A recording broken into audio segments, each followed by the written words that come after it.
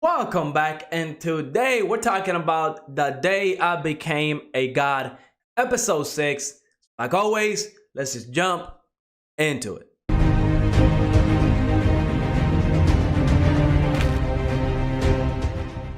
Episode 6 of The Day I Became a God is your typical summer festival episode. A lot of animes love to do this type of episodes. We get to see the main female cast essentially in kimonos. They look very nice. It's a very nice, heartwarming episode. But before we jump into it, let me remind you to like and subscribe. It definitely helps the channel out. But let's talk about anime. Let's talk about The Day I Became a God, because this episode, I believe, Yota has come to the realization that maybe, yes, maybe, Hina could be right about the end of the world coming in a short 9 days. We got the 9 days countdown. It's absolutely crazy. We don't know if it's true. We can only guess. I'm gonna go ahead and say that maybe there's like a 50-50 chance. We know that Hina has proved herself quite often that she has omniscience. So we just don't know. We're just gonna have to wait and see. We are getting what, like maybe like 2 to 3 days per episode. Sometimes we get only one, but we're down to the wire at this point. 9 days left. But let's talk about the summer festival, because it was nice. It was cute. We get to see Hina kind of want to go to the festival with all her friends that she has met so far. So we're talking about Tegan, Ashura, Yota's sister, Sota. We're talking about Tegan, who we just met like 2 episodes ago with that game that we're playing. So everybody that we have met so far has come in, and it was awesome because it's nice to see the whole group of cast together, having fun at the festival, playing different carnival games and stuff like that. Now, we did get to see some food, and I have to say, every time I see food in anime, for some reason, I don't know if it's like a tradition with the artists that they have to go all out with the food, because it looked delicious. They were talking about eating so many different foods, but essentially they went to try tamasen, and it looked good. It seemed to be like a crisp with eggs and some type of like meat maybe in the middle. I don't know what it was, but when they had that close-up of it, I wanted to eat it. And when everybody was eating it, their reaction was absolutely amazing, because it just sounded so good. I would love to eat some of that. It was amazing. Then when we went to the carnival games, they're playing different ones. I don't know how they are in Japan and if they're actually rigged as well like they are here, because I know I play some, festival games that we have here in the US, and they're definitely rigged, okay? I mean, it don't matter. So they're probably the same thing over in Japan. I mean, whenever Hina was looking at the little game that you had to pull the ropes, she noticed that not all the prizes had ropes, so of course it would have been impossible to get all of them. That's when some strange looking people came in, and Yota had to get Hina out of there, because it probably would have been like a dangerous situation. You don't ask those type of questions, I guess, in the festival in Japan. But yeah, it was just funny, right? We see Yota and Hina work together to get a prize. Their bond is definitely getting a lot better. I mean, if you remember from episode 1, how Yota used to treat Hina, or Odin, however you want to refer to her, it's completely different than this episode, right? They're definitely becoming great friends, and it's awesome. It's awesome to see that. But at the end of the episode, we see the realization that maybe Hina is right? How can you think that there's 9 days left and the end of the world is all of a sudden going to come, and just everything will come to an end? That's kind of like a sad ending right there. But essentially, Hina gets stuck inside of a truck, a refrigerated truck, and everybody goes looking for her, right? Everybody goes looking for her, and it was a nice gesture, right? They're friends. They all care about Hina, and even though, right, because this is a little tidbit that they showed in there, was when Yota was kind of looking for her, he did say all she has is omniscience.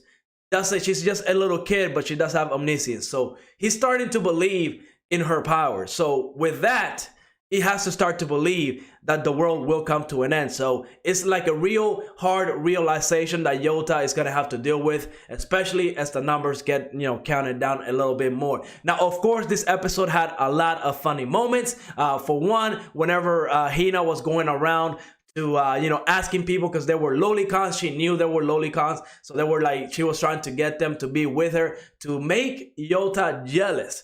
So I don't know what's going on there. Is Hina like kind of catching feelings for Yota, because she did seem a little jealous whenever Yota was hanging out with Izanami. Again, we know that Yota is in love with Izanami, and it seems to be working, right? Everything that has happened so far since episode 1, even with the failure that was that baseball game, all the way till now, with Yota helping out Izanami's father, you know, dealing with his depression, with his wife passing away, and, you know, being able to see that video for Izanami and everything. It was a good closure for her family to move on. And, you know, it seems that everything that Hina told Yota to do in order to have Izanami fall in love with him, you might say it's cheating. Who knows? You know, it's the end of the world. Everything goes at this point, right? Everything goes. It's the end of the world in 9 days.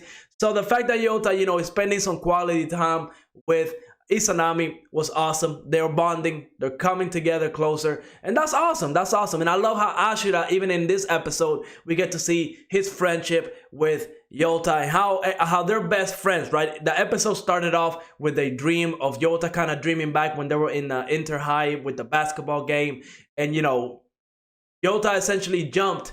And you know, even though they didn't win the game, it was a failure. He did jump because of Ashura. So they're best friends. They love each other. And we got to see that in this episode again when they were chasing after the truck. Once again, we had to see Yota use Ashura to jump and save Hina. So that was some kind of premonition. Even Yota said it, that, you know, he had that dream earlier today, that he had a premonition. So are we seeing something along the lines of Yota also being a god? Again, all these different characters have god names.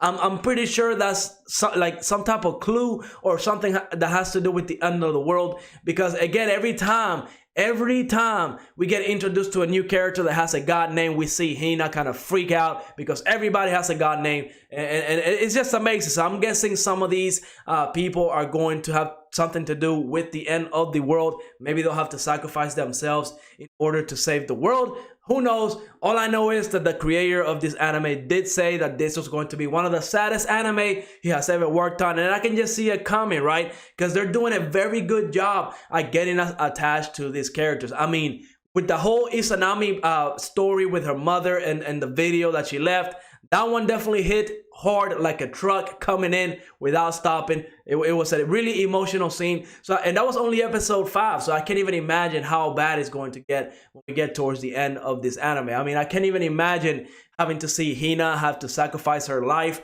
Heck, maybe even Yota will step in, because again, this episode did make it a point to establish that Yota does think as Hina as a kid, right? Yeah, she's omniscient. Yeah, she's a god. But Yota still believes that she is a kid. So I could just see it, right? I could just see it where Yota finally gets to be with Izanami, but he will sacrifice his life in order to have Hina be saved, right? In order to give Hina, who is a child, a better life for her future. I could just see that coming. Maybe I'm wrong about this prediction, but I mean, if that was to happen, it's gonna hit hard, because imagine Yota finally achieving his goal, but he has to sacrifice everything in order to give Hina a better chance at life, or for her to not sacrifice her life. I could see Yota doing something like that. But overall, great episode. Again, we got to see the main cast together. It was awesome. It's good to see all of them together. It just, you know, creates that bond between us, the viewers, and the characters. So when we do get to those emotional moments, it's gonna hit like a truck, just how Ashura got hit by that truck and messed up his knee.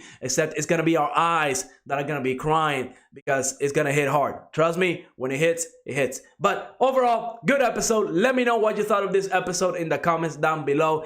And like always, leave a like, subscribe, and I will see you on the next episode.